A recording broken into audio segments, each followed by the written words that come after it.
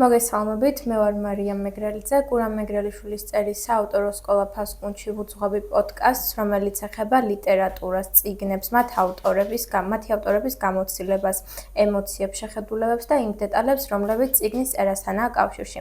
დღევანდელი ჩვენი სტუმარია ბატონი დავით ქართველიშვილი. ბატონო დავით, უმეტესი მადლობა სტუმრობისთვის. პირიქით, დიდი მადლობა მოწვევისთვის. მოგვიყევით თქვენ შესახებ, საიდან დაიწყო გზა მწერლობისკენ? ალბათ ჩემი დაბადებით ხო, როგორც მე ადამიანის, მაგრამ თუ ეხლა გადავახტებით რაღაც წლებს და მივადგებით პირდაპირ ლიტერატურას, აი თქვენ რა გაინტერესებს, როდის დავინტერესდი ამით თუ როდის დავიბეჭდი, საიდან დავიწყო?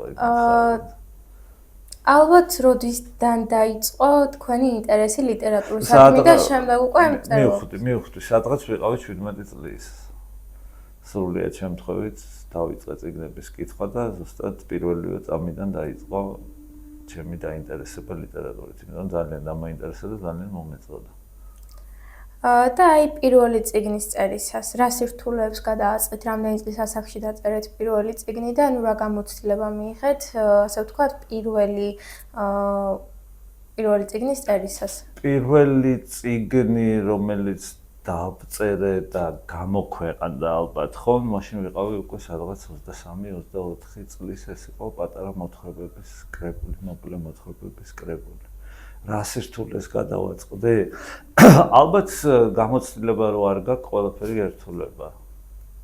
რაღაც თავისთავად და მიყვები უფრო მეტად გამოცდილება რა ხან არ გაქვს, მიყვები უფრო მეტად ამ რაღაცას, შინაგან ხმას, ინტუიციას. და ეს რთულია, იმიტომ რომ ხანდახან ივნები დარწმუნებულიც არ ხარ და ისევ შინაგანი ხმა გეუბნება, კარგია თუ ცუდია და ღირს თუ არა ამის დაწერა და ასე შემდეგ. არსებობს მწერალი, რომელმაც მაგალითად გავლენა მოახდინა თქვენზე? კი, უამრავი რა თქმა უნდა. რომელს გამოარჩევდით? უამრავი მწერალია ეგეთი. ქართულენოვანი მწერლებიდან აუცილებლად დავასახელებდი სარგის თმოგველს, ვისრამიანის მთარგმნელს. რამდენადაც ვიცით, ხო, სარგის თმოგველი იყო ეს კაცი. ჩვენ რამდენადაც ვიცით და სულხან საბა ორბელიანს უფრო აქეთ ჭოლალომთაძიძეს აუცილებლად ნიკოლაი თქიფანიძეს. ძალიან ბევრი მწერალია ისეთი, რომელიც რაღაც ეტაპზე მაინტერესებდა. აი, რომ გვიამბობთ თქვენი შექმნილი წიგნებიდან ერთ კონკრეტულ წიგნზე, რომელსაც ასე ვთქვათ, განსაკუთრებული მნიშვნელობა და დატვირთვა აქვს თქვენს ცხოვრებაში, მის სათაურზე, რას ეხება და ასე შემდეგ. ეხლა ეს ალბათ ყველაზე მეტად ყოველთვის გაინტერესებს შენი ბოლო წიგნი, რომელიც დაწერა, ხო? ისეთი, იმიტომ რომ ესე თუ არ გაინტერესებს, ესე იგი რაღაცა უკვე შეჯამებული გაქვს თელი შენი სამწერლო ცხოვრება უწოდოთ ამას და ამ მომენტში და დღეს და ამ წუთას მაინტერესებს ყველაზე მეტად გამოცემული წიგნებიდან ბოლო რომანი მეგაპოლისი და ფიზიკური პირები.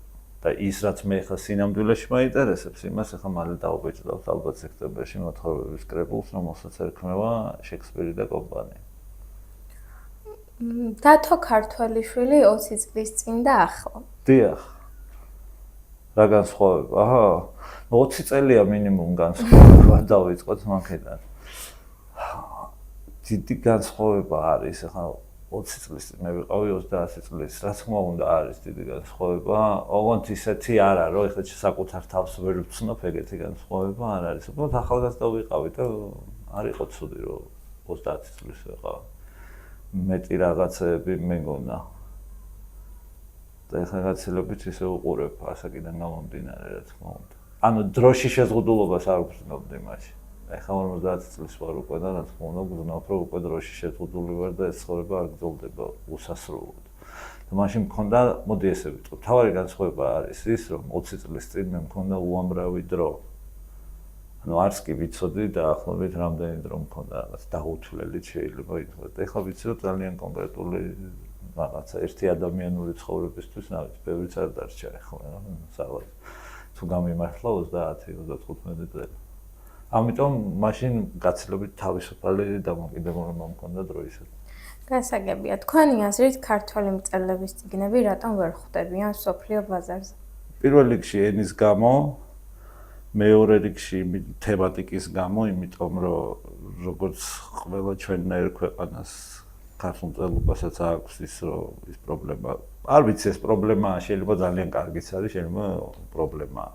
მაგრამ სუფთა მარკეტინგული თვალსაზრისით პრობლემაა არის ეგ, რომ რეგიონალური შინაარსის არის. ანუ ძალიან დაკავებულია ქართული ლიტერატურა საქართველოში. და ალბათ ერთ-ერთი მთავარი მიზეზი ენასთან ერთად არის ეს. ჩვენ ახლა ვიმყოფებით ფასკუნჩის სივრცეში, სადაც თავადაც უძღვებით ლექციათა ციკლს 10 ქართველი ბესტსელერი. თქვენი დაწერილი წიგნებიდან არის თუ არა რომელიმე ბესტსელერი და თუ არა, რატომ, რა მიზეზი აქვს თქვენი აზრით ამ ყველაფერს? ესეთი ბესტსელერი ჩემი წიგნი არც ერთი არ არის. თუმცა რომ თქვა რომ ახლა საერთოდ არ იყიდება, ესეც არ იქნება. სადღაც შუაშია ალბათ. ანუ ძალიან გაყიდულ წიგნებსა და ძალიან გაუყიდავ წიგნებს შორის არის სადღაც. და რატომ არის ამის მიზეზი? ნუ ამის მიზეზი ხა მე შემიძლია ეგოისტურად ვთქვა, რომ კარგ წიგნებს ვწერ და შრომა ამ წიგნების, კარგი წიგნის საკითხვა ცოტა შრომას მოითხოვს ინტელექტუალურს. მეორე ისიც შეიძლება ითქვას, რომ დიდად არ ვარ ამის რეკლამირებით დაკავებული, რაც ასევე ძალიან მნიშვნელოვანი რამე არის. მესამე მიზეზი არის ის, რომ არ მინდა რამე სკანდალში და გაუგებრობაში მოუხვდე და მეორე ჩვენ ვიცით, რომ სკანდალი და ესეთი ყველაფერი უწყობს ხელს გაყიდვებს და ესეთი მიზეზები, პრაქტიკული მიზეზები აქვს ამას. ძირითადად. თქვენი აზრით, ქართველი მკითხველი უფრო მაღალ დონეზეა თუ ქართველი მწერლები და რატო?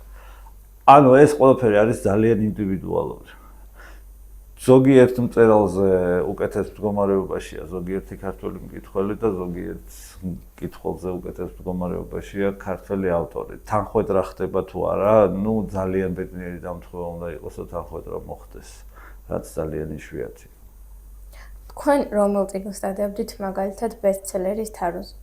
მე დავდებდი რამდენიმე წიგნს. ანუ დავიწყოთ საიდან. ანუ პირველ რიგში მე რომ მკითხო და ჩემი არჩევანი რო იყოს ეს დაუშვათ რაღაცა. ჯადოსნური ძალა რომ მომეცეს, რომ შემეძლოს, რომ ვიღაცას რომელიღაცა წიგნი ვაქციო ბესტსელერად. ალბათ დავიწყებდი ჩემი ათგარდაცვლილი მეგობრის ზაზა თვარაძის რომანის სიტყვები, აუცილებლად.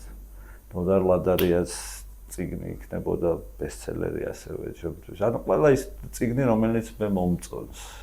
შოთა იათაშვილის დამწყები იქნებოდა აუცილებლად ბესტსელერი. რა ვიცი ესეთი. რაღაც წიგნები არსებობს, რომელიც ჩემთვის იქნებოდა. მაგაზე ვაპირებ სხვათა შორის ძალზე კურსის ჩატარებას. ნუ 10 წიგნი, რომელიც მე ვისურვებდი რომ ბესტსელერი იყოს. ჩვენ ახლა ვიმყოფებით სივრცეში, სადაც მოზარდები და არა მხოლოდ მოზარდები სწავლობენ წიგნის წერას და ახლა ადგენენ ამ გზას. რა რჩევას მისცემდით ამ ადამიანებს? მე შემიძლია მე ვერანაირ რჩევას ვერ მივცემ, იმიტომ რომ ყველაფერი მაინც დამოკიდებულია ინდივიდუალურ ნიჭზე, ძალიან ზოგადი სიტყვა ინდივიდუალურ რაღაც შესაძლებლობებზე და რამდენად ადამიანი ამას მიუძღვნის თავს. და თავის მიწუნაში გულისხმობ დროის მიწუნას, მაგრამ მე ერთადერთი რაც ვიცი, რომ კარგად წერა ისწავლება. ნიჭი არ ისწავლება, ნიჭი არის მოცემულობა, მაგრამ კარგად წერა შეიძლება ისწავლოს ნებისმიერმა განათლებულმა ადამიანმა, მაგის ძალიან სერიოზულად მჯერა.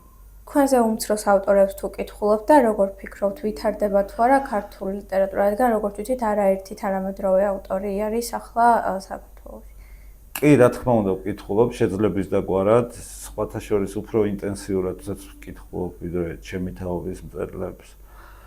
იმიტომ რომ ჩემი თაობის მწერლებს მეტნაკლებად ვიცნობ, ეხლა თუ ისეთი ავტორია, რომელიც იშვიათად გამოცემს წიგნს, რა თქმა უნდა, ვკითხულობ, მაგრამ ზოგიერთი მწერალი წელიწადში 3 წიგნს გამოცემს და ხა პირობას ვერ დავდებ, რომ 3 მაქვს წაკითხული, მაგრამ ერთი მაინც მაქვს იმ 3-დან წაკითხული ავზელ. ანუ ვცდილობ, იმიტომ რომ ჩემი საქმის ნაწილია. მომწონს არ მომწონს რაღაც. ამას დიდი მნიშვნელობა არ აქვს ჩემ განწყობას, ვკითხულობ, იმიტომ რომ მინდა ვიცოდე რა ხდება და რა საკეთებენ ჩემი კოლეგები. და ჩემზე ასაკით უცროს მწერლებს კი რა თქმა უნდა ვკითხულობ. ორი მიზეზის გამო, ის რომ მაინტერესებს რა ხდება და რა მოდის და მეორე არის ის რომ გამომდინარე იქიდან რომ ახალგაზრდები არიან და რაღაცა გამოუცდელობით რაღაც შეცდომები მოძდით, შეიძლება მე რაღაცა კარგად მოვპარო იქიდან რა უბრალოდ რა რაღაც დაუხვეწავი თემა რაც აქვს დაუშვათ და ჩემი გამოცდილებით რაღაცა გავაკეთო. ეს ისე ხუმრობასავით. მაგრამ მკითხულობ და მომწონს და ერთი ძალიან მომწონს მიხეილ ციხელაშვილის პროზა მომწონს. ბექა ჩოხოშვილის პროზა მომწონს. და არის ასეთი თუ არ მეშლება ალექსანდრე კირვალიძე თუ მეშლება უკაცრავად. აი ეს სამი მწერალი ძალიან მომწონს. მე ჩემზე უმცროსები არიან ალბათ 15-20 წლით და ძალიან მომწონს. ვფიქრობთ, რომ თანამედროვე ქართული ლიტერატურა აუცილებლად განვითარდება. კი, რა თქმა უნდა. რა თქმა უნდა, თავისთავად ეხლა ეს უწყვეტი პროცესია, ოღონდ რა ფორმაში იქნება ეს და როგორ წაიკითხავენ და რაღაცა, ამაზე მეც ბევრს ვფიქრობ და ისეთი ძალიან ჩამოყალიბებული და კონკრეტული პასუხი არ მაქვს. თუმცა რაღაცა აუცილებლად რადიკალურად შეიცვლება ტექსტის წაკითხვის თვალსაზრისით, ანუ წიგნის ფორმატს რაღაცა სხვა ფორმატი შეცვლის. მე მგონია რომ ადრე მეგონა რომ ეს რაღაც ტელეფონში იქნება, მაგრამ შეიძლება რაღაცა ისე ვითარდება ტექნოლოგიები, რომ შეიძლება რა ვიცი, შეიძლება ჩიპიც იყოს ეს მაგალითად რო კითხულობ რაღაც არ ვიცი. ტექნოლოგიის ამბავი ძალიან რთულია, მაგრამ ლიტერატურა დასრულდება თუ არა, ლიტერატურა არ დასრულდება. რაღაც ფორმით ყოველთვის იარსებობს, რა თქმა უნდა. პირადად მე მგონია რომ კომპიუტერი ვერ შეცვლის წიგნს, თუმცა რაღაც დონით ეს პროცესები უკვე დაწყებულია, მაგრამ მგონია რომ ბოლომდე მაინც ვერ ჩაანაცვლის. ხო, ეს ახლა მე ვერაფერს ვერ დავდებ თავს ისეთი ტექნოლოგიების განვითარება და ტექ პროგრესი ისეთი რაღაცაა, რომ მე ნამდვილად ვერაფერს ვერ ვიტყვი რა რას ჩაანაცვლებს, როგორ იქნება. შეიძლება ჩაანაცვლოს, შეიძლება ბოლომდე ვერა. მაგრამ პირადად მაინც მე სუბიექტურად ვგრძნობ, რომ წიგნის ფორმატი აღარ იქნება ისეთი აქტუალური. მე არ ვამბობ, რომ საერთოდ გაქრება რაღაც ლიტერატურა აუცილებლად წიგნის ფორმატში უნდა იყოს. მაგრამ ნახოთ. არ ვიცი. ორმასი მადლობა. ჩვენი სტუმარი იყო დავით ქართველიშვილი, შევხვდებით მომავალ კვირას ახალ მწერალთან ერთად საინტერესო საუბრებით.